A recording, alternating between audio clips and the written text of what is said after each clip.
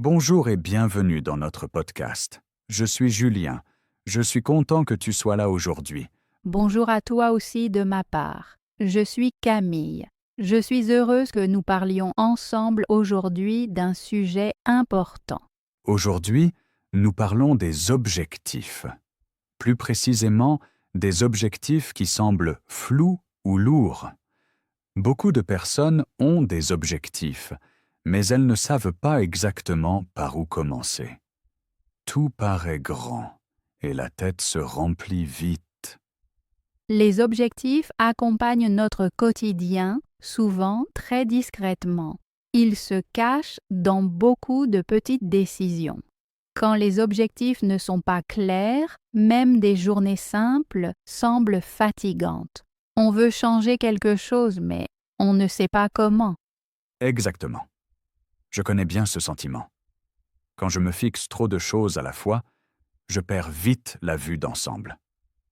Alors tout semble important en même temps, et finalement, il ne se passe rien. Chez moi, le corps le montre aussi. Je respire plus superficiellement, je deviens agitée et je sens de la pression. Cela montre à quel point les pensées et le corps sont liés. Beaucoup pensent qu'un plan apporte immédiatement de la clarté. Mais souvent, nous avons d'abord besoin de calme. Un moment pour demander. Pourquoi cet objectif est-il important pour moi? Qu'est-ce que je veux vraiment? Ces questions ne sont pas simples, mais elles aident. Parfois, nous remarquons qu'un objectif ne vient même pas de nous. Alors l'énergie manque et chaque pas devient lourd. Un jour, une question très simple m'a aidé. Que puis-je faire aujourd'hui? Pas tout.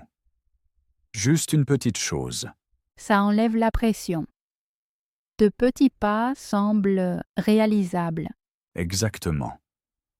Quand j'ai choisi de faire une seule chose, ma tête est devenue plus calme. Je pouvais agir au lieu de seulement réfléchir. C'est souvent le début de la clarté. Ne pas tout voir, mais un seul pas. Pour aujourd'hui, il est important de dire ceci. Des objectifs flous, c'est normal. Beaucoup de personnes vivent cela. Et la clarté naît souvent lentement grâce à de petites décisions calmes. Maintenant, nous parlons de petits objectifs. Tout à l'heure, j'ai parlé de mes 15 minutes de course. C'était mon premier pas conscient. Je n'imaginais aucun parcours et aucun grand but. Je pensais seulement au temps. 15 minutes semblaient faisables, même les jours stressants. Je trouve que c'est très gentil. Les petits objectifs enlèvent la pression. On n'a pas à beaucoup planifier, on peut juste commencer. 15 minutes trouvent presque toujours une place dans la journée. Exactement. Le mieux, c'est que je devais à peine réfléchir. Mettre les chaussures, ouvrir la porte, partir. Après une semaine, j'ai remarqué que je courais plus longtemps, parfois 30 minutes. Pas parce que je devais, mais parce que c'était agréable. Ce petit cadre m'a donné de la liberté. Cela me fait penser à mon vocabulaire. Avant, je voulais apprendre 20 nouveaux mots chaque jour. C'était beaucoup trop. Je devenais vite fatiguée et mécontente. Puis j'ai changé et j'ai appris seulement 3 mots par jour. 3 semblent peu, presque drôles, mais ça a marché. Comment as-tu fait? Très simple, j'ai écrit les mots sur de petits papiers et je les ai collés sur le frigo, ainsi je les voyais chaque jour. Après 1 mois, je connaissais beaucoup de nouveaux mots sans stress. Le nombre est venu doucement, sans pression. Cela montre bien comment les petits pas s'accumulent, comme des pièces dans un bocal. On le voit tard, mais ensuite il y en a beaucoup. Il était aussi important pour moi de rester gentille avec moi-même. Si je n'apprenais rien un jour, c'était d'accord. Je me suis permis de continuer le lendemain, sans mauvais sentiment. Je trouve cela très important. Un jour manqué ne doit pas tout arrêter. Les petits objectifs demandent de la patience, pas de la dureté. Exactement. J'ai aussi remarqué que comparer n'aide pas. Parfois, je pensais que les autres étaient plus rapides, alors j'ai noté pourquoi je suis ce chemin. Cela m'a donné du calme. C'est un bon conseil. Se souvenir pourquoi on a commencé. Je le vois aussi chez d'autres. Beaucoup disent qu'ils n'ont pas de temps. Quand on demande alors « Tu as 5 minutes ?» cela devient soudain possible. 5 minutes ouvrent souvent une porte. C'est pareil pour d'autres choses. Mon fils voulait mieux dessiner. Il dessinait chaque jour seulement une tasse, toujours la même. Après quelques semaines, les lignes sont devenues plus sûres. Il s'amusait parce que la tâche était claire. J'aime beaucoup cela. Répétition sans pression. C'est peut-être une clé. Petits objectifs, forme claire, peu de réflexion. Et ils peuvent rester flexibles. Il y a des jours avec énergie et des jours sans. Les deux vont bien. Exactement. Un objectif doit aller avec la vie, pas contre elle. Cela enlève la lourdeur. Quand on rend le progrès visible, ça aide aussi. Je fais de petits points dans le calendrier. J'aime dessiner un cercle et le remplir petit à petit. Ainsi, je vois que je suis restée constante. Ces traces disent doucement « Tu as fait quelque chose ». Et cela donne du courage pour la prochaine étape.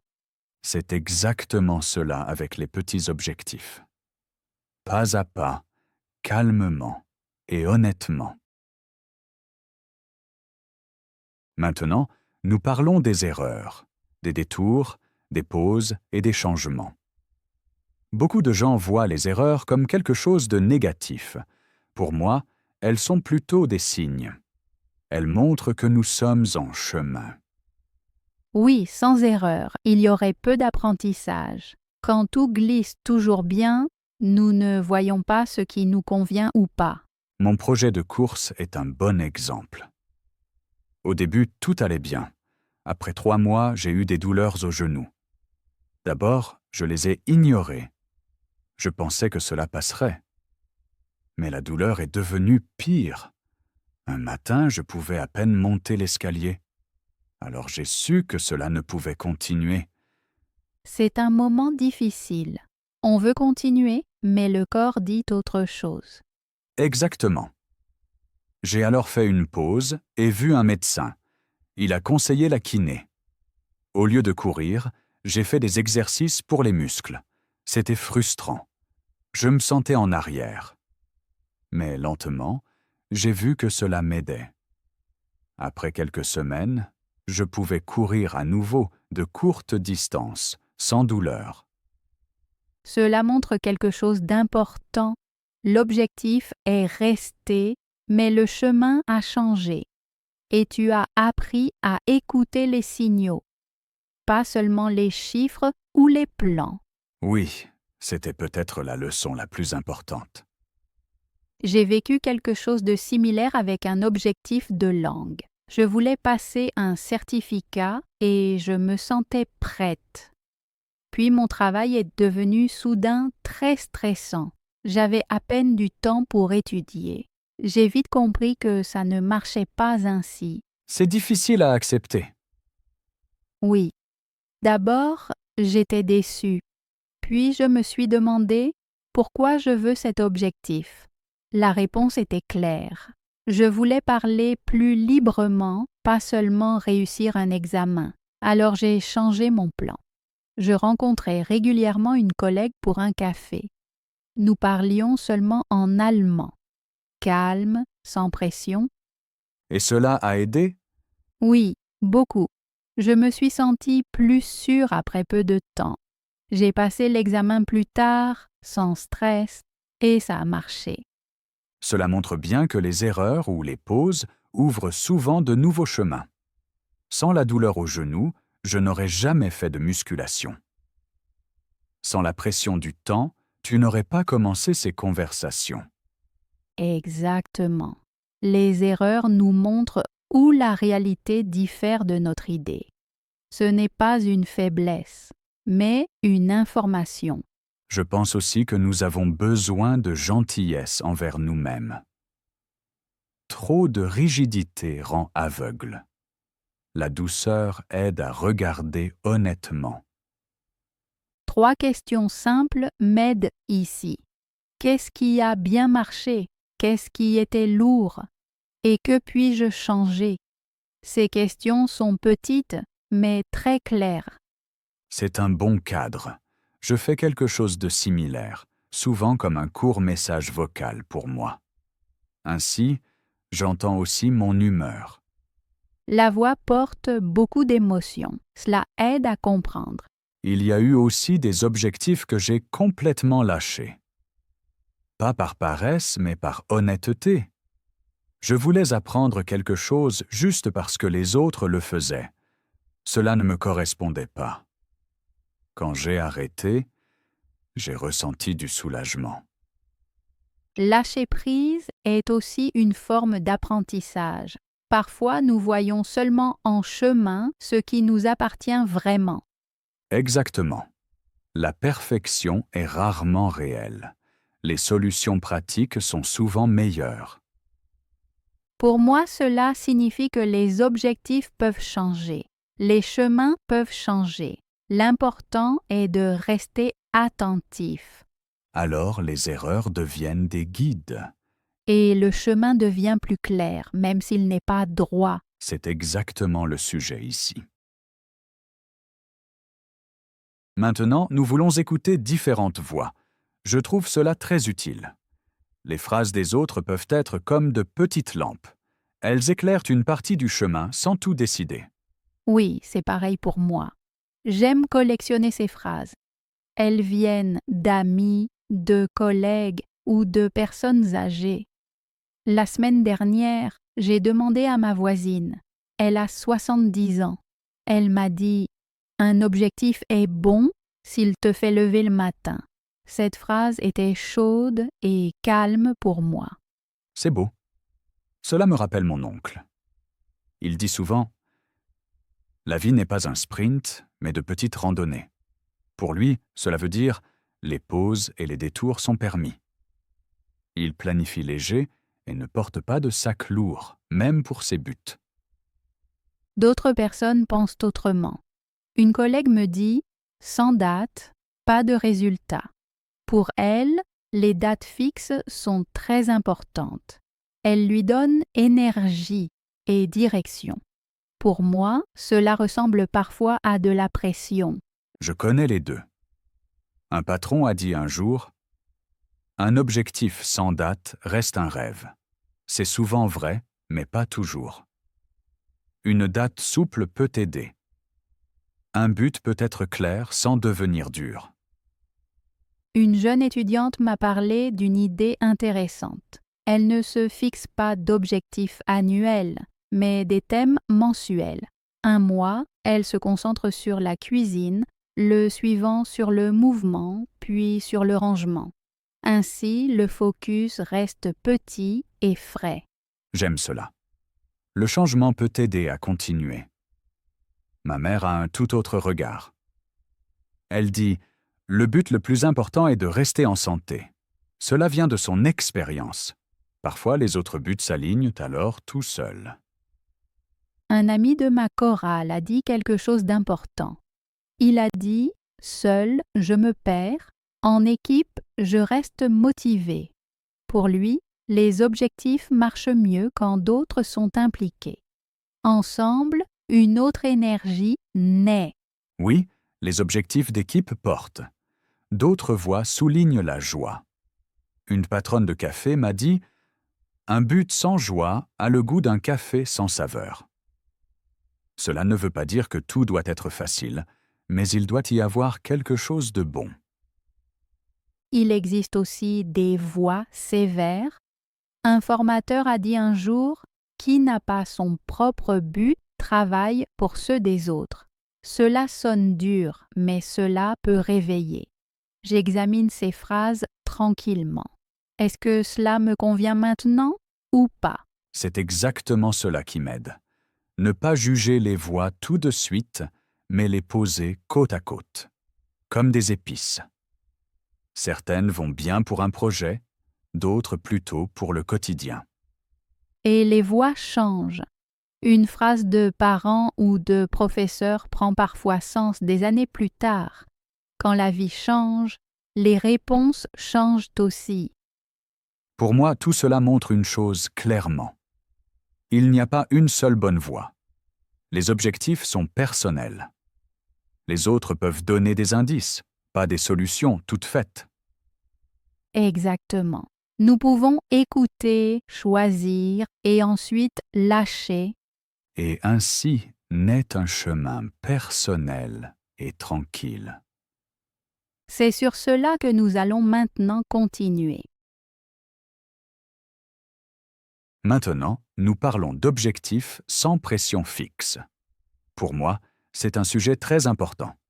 Avant, je portais mes objectifs comme des sacs à dos lourds. Ils étaient toujours là et me fatiguaient. Cela semble fatigant. Beaucoup de personnes connaissent ce sentiment. Les objectifs devraient aider, mais souvent, ils ressemblent à des charges. Exactement. Aujourd'hui, je fais autrement. Je porte mes objectifs comme une écharpe légère.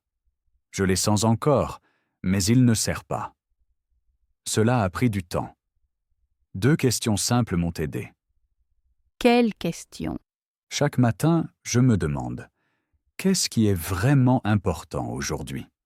et « Qu'est-ce qui peut attendre aujourd'hui ?» Ainsi, je réorganise ma journée.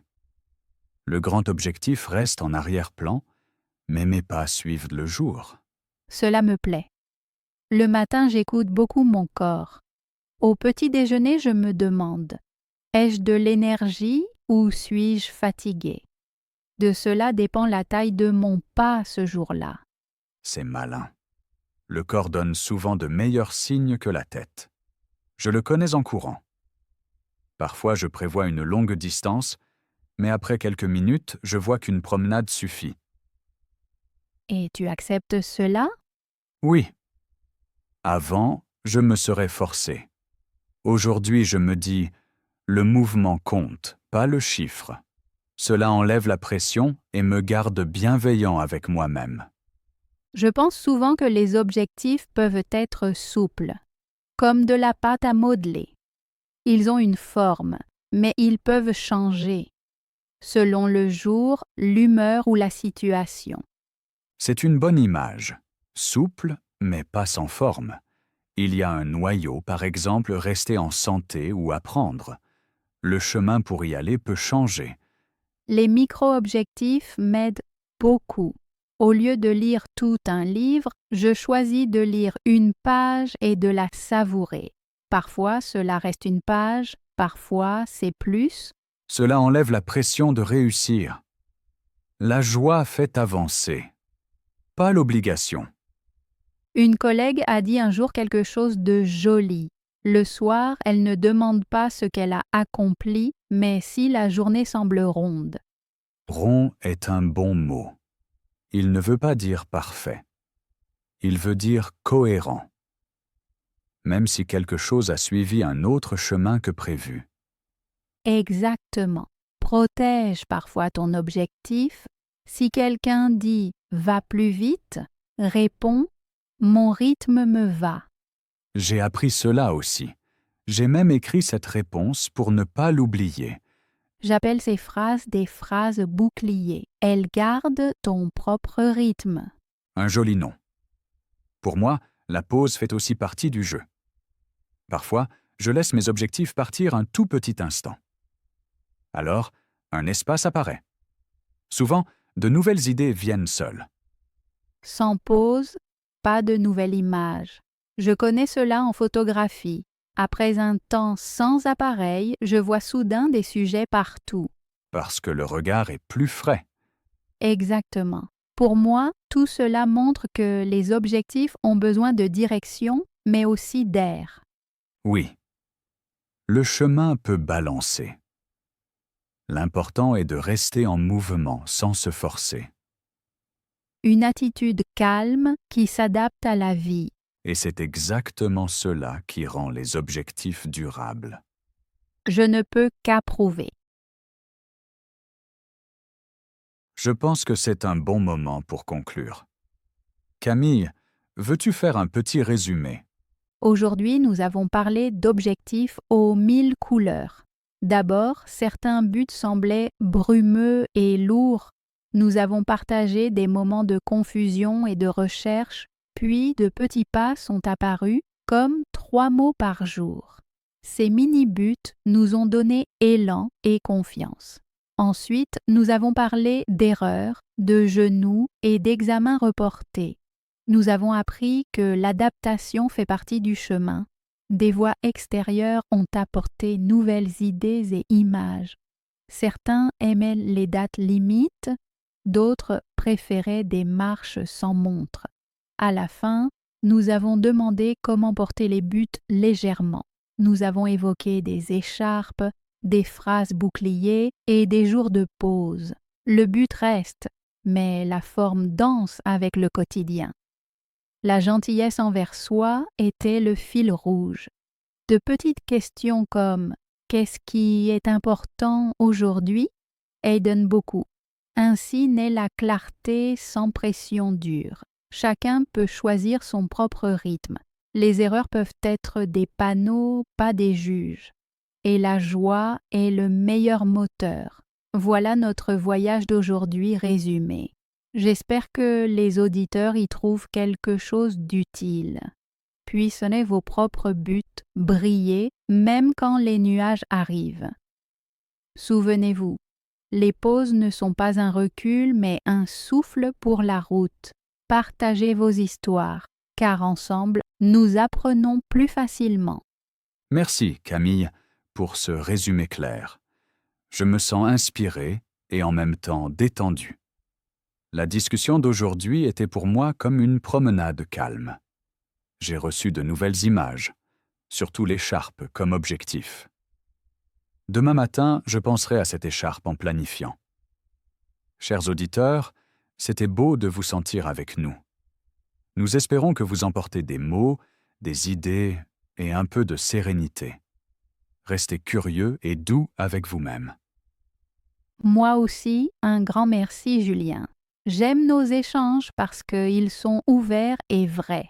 Aujourd'hui, j'ai compris combien les phrases boucliers peuvent aider chaque jour.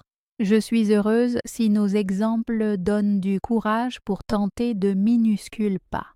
Chères auditrices et chers auditeurs, vos retours font vivre notre petit studio. Écrivez-nous ce qui vous touche et quel but vous accompagne. Avec cela, nous terminons l'épisode d'aujourd'hui. Merci d'avoir écouté et pour votre temps. Si vous le souhaitez, écoutez aussi la prochaine fois. D'ici là, nous vous souhaitons des pensées claires et un souffle léger. Prenez soin de vous et continuez, mais sans pression. Salut et à bientôt.